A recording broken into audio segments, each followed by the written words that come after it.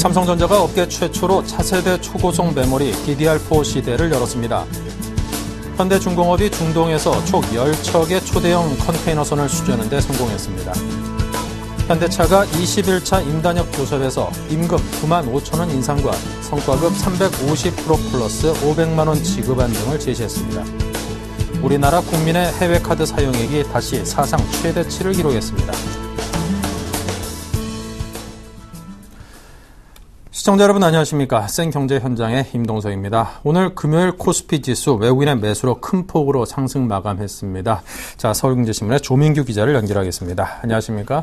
안녕하세요. 네, 오늘장 흐름이 어땠는지 정리 부탁드리죠. 네, 코스피 지수가 외국인과 프로그램 순매수에 힘입어 1920선을 회복했습니다. 30일 코스피 지수는 전날보다 18.82포인트, 0.99% 오른 1926.36포인트의 장을 마감했습니다. 전일 미국 뉴욕 증시는 국내 총생산과 신규 실업수당 청구 건수 등 미국의 경제지표 호조에 힘입어 소폭 상승 마감했습니다. 미국 경제지표 호조가 국내 증시의 투자 심리도 개선시켰습니다.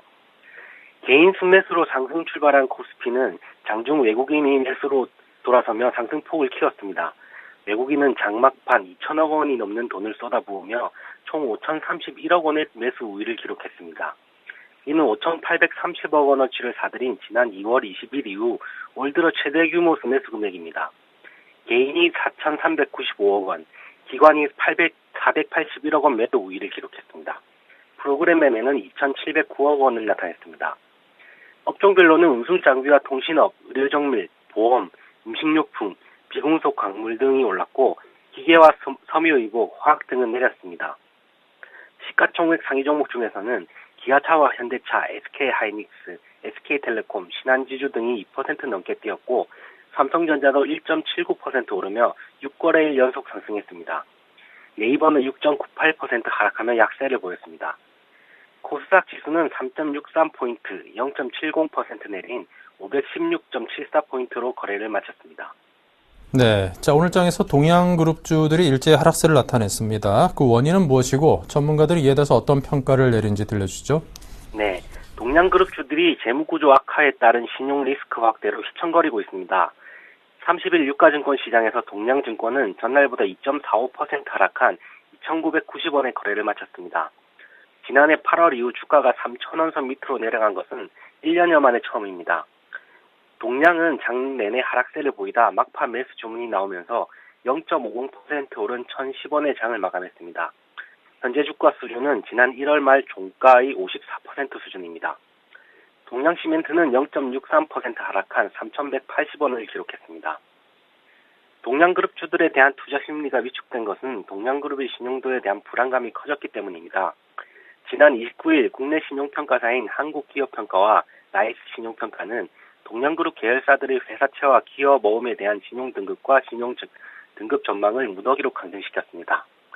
동양그룹의 더딘 구조조정 진행과 차환 리스크 때문입니다. 우선 동양그룹이 올해 하반기 상환해야 하는 회사채는 2,247억 원에 달합니다.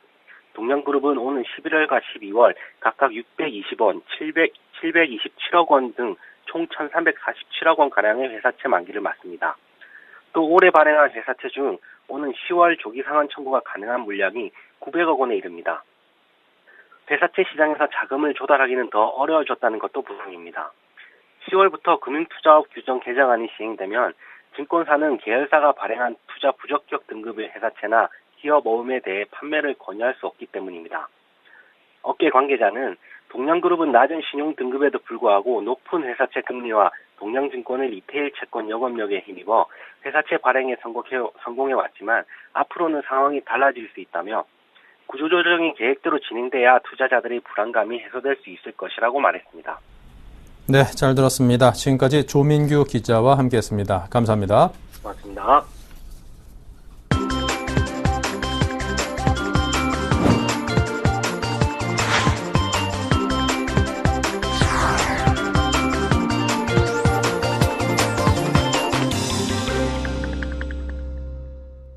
네, 오늘의 주요 뉴스입니다. 삼성전자가 업계 최초로 차세대 초고속 메모리 DDR4 시대를 열었습니다.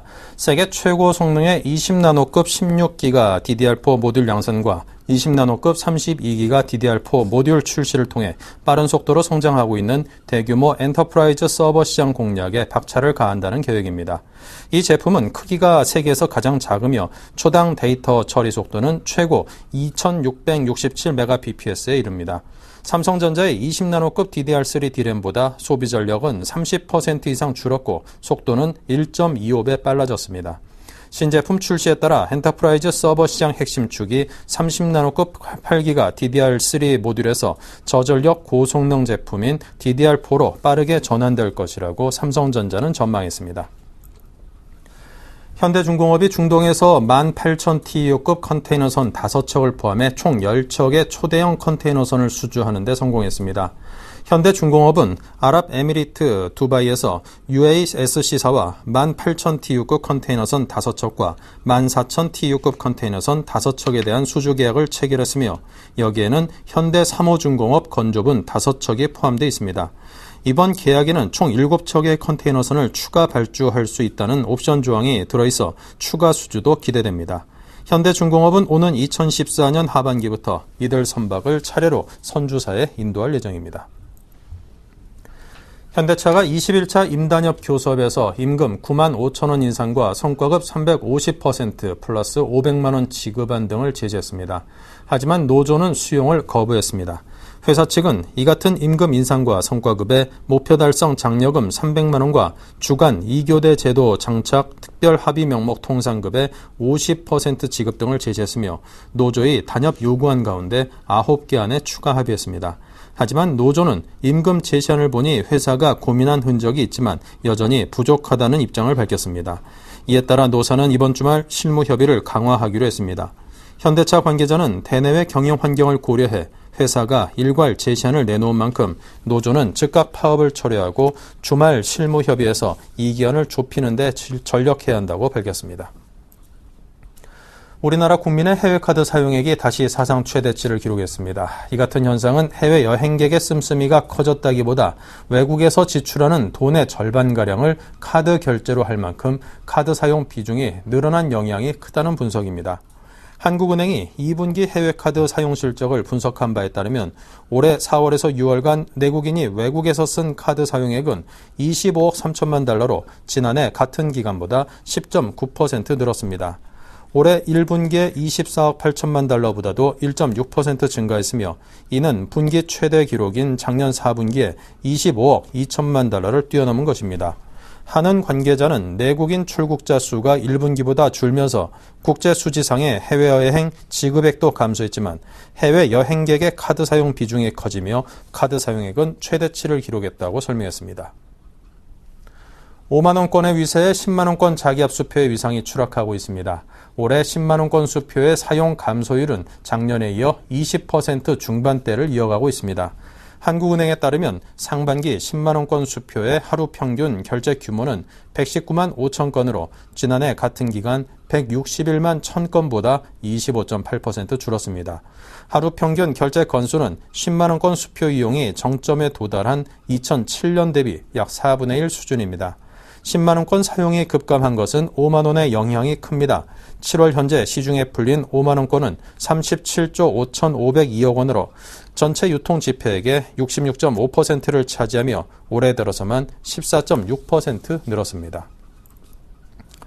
서울 우유 가격이 오늘부터 220원 올랐습니다. 이에 따라 메일유업과 남양유업 등 다른 유업체들도 곧 우유 가격을 올릴 것으로 보입니다.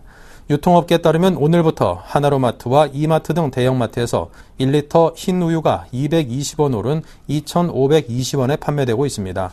가공유 가운데는 200리터 초코우유와 딸기우유 등은 650원에서 730원으로 12.3% 인상됐습니다. 네, 독일 베를린에서 열리는 IFA 2013 가전 전시회에 삼성전자와 LG전자가 전략 상품을 대거 내놓는다고 합니다. 서울경제신문 양사록 기자 연결합니다. 안녕하십니까?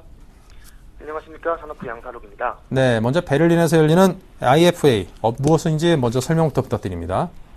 예. 오는 9월 6일부터 독일의 수도 베를린에서 유럽 최대 가전 전시회인 IFA 이파 2013이 열립니다.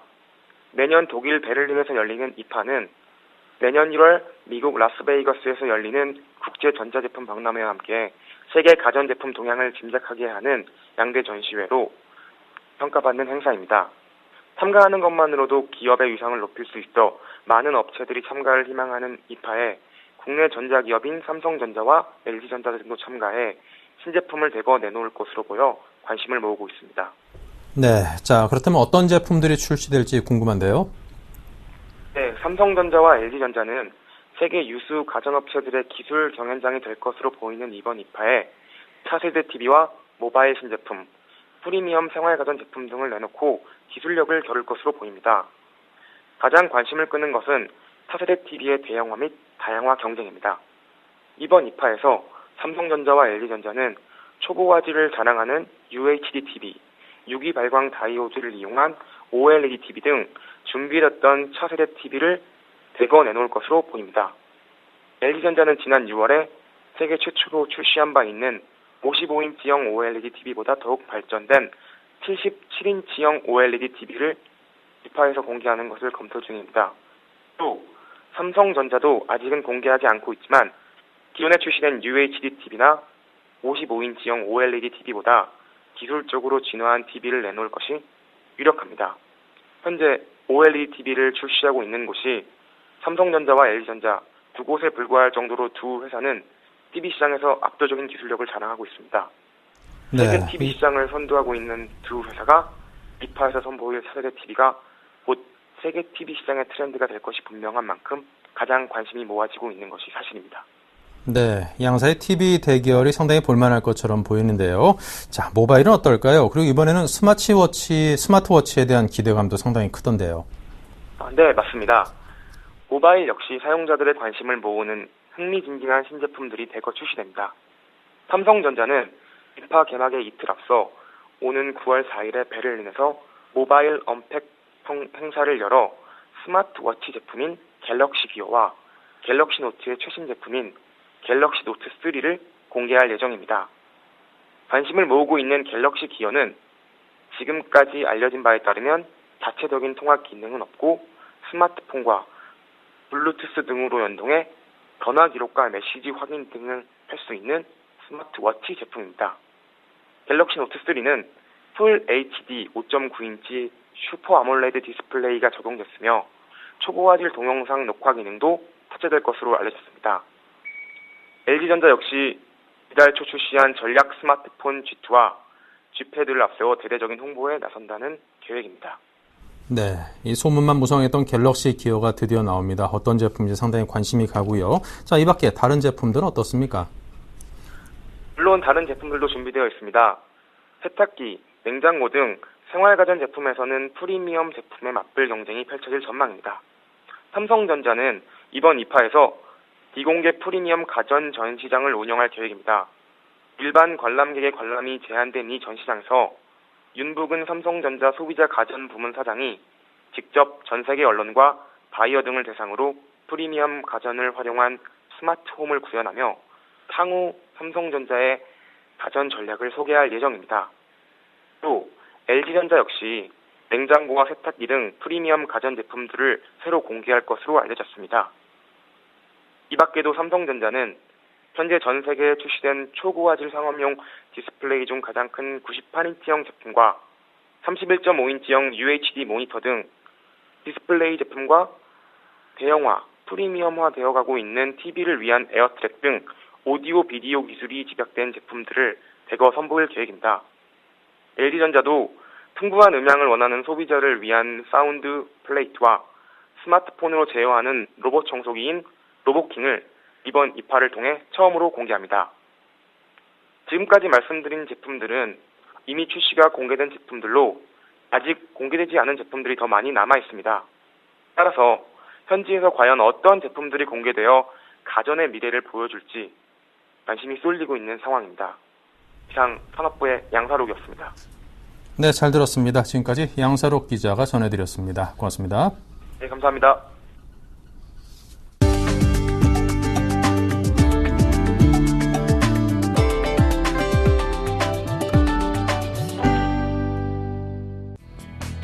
현대자동차그룹이 새로운 형태의 사회공헌 사업을 시작합니다. 소외계층 청소년을 대상으로 교육봉사 활동을 할 대학생을 선발해 장학금과 함께 인재 육성 프로그램을 제공하는 형태입니다. 현대차그룹은 현대차 개동 사옥에서 박광식 현대차그룹 전무, 서울장학재단 이경희 이사장, 청년 사회적 기업 점프의 이의현 대표 등이 참석한 가운데 H점프스쿨 사업의 런칭을 위한 업무 협약식을 가졌습니다.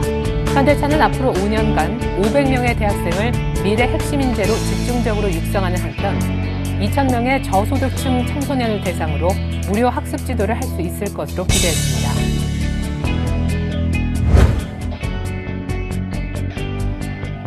현대건설이 2013년 신입사원 수련대회를 제주도 표선해수욕장 일대에서 열고 화합을 다졌습니다. 이번 수련대회는 현대건설과 현대종합설계, 현대스틸산업, 현대 C&I 등 건설 계열사 신입사원 283명과 현대건설 임원들이 참석한 가운데 28일부터 30일까지 사흘 동안 진행됐습니다. 신입사원들은 씨름, 줄다리기, 수중 롯다리 밟기 등 해변 체육대회와 한라산 등반, 현대인의 밤 행사, CEO 특강, 제주문화체험을 통해 화합을 다졌습니다. 정수현 현대건설 사장은 신입사원들이 자신감과 열정, 화합의 정신을 가지고 현대건설이 세계 건설 기업으로 나아가는데 큰 역할을 해주기를 바란다고 당부했습니다.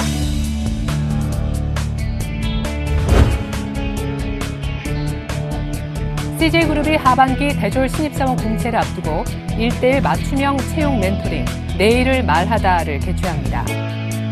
채용 멘토링은 다음 달 11일부터 13일까지 CJ 인재원에서 예비 지원자 600여 명을 대상으로 열립니다. 회사 선배와의 1:1 맞춤 멘토링, 계열사별 인사 담당자들과의 간담회, 문화 콘텐츠 체험 등 모두 3개 세션으로 나뉘어 진행되며 직무와 채용 정보를 일방으로 전달하는 기존 채용 설명회 방식에서 벗어난 것이 특징입니다. CJ그룹은 올해 하반기 공채 지원서를 다음 달 2일부터 16일까지 채용 홈페이지에서 접수할 계획입니다.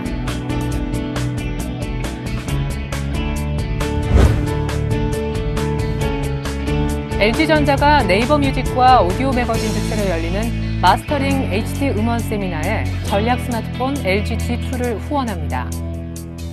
세미나에서는 LG G2를 통한 HD 음원 청음회와 전문가들이 말하는 LG G2의 HD 음원 재생 능력 평가 등이 진행됩니다. LG전자는 이번 세미나를 통해 G2가 압축하지 않은 원본 음원인 HD 음원을 재생할 수 있는 최초의 스마트폰이라는 점을 부각시킨다는 계획입니다. 네, 이상으로 생경제 현장을 마칩니다. 감사합니다.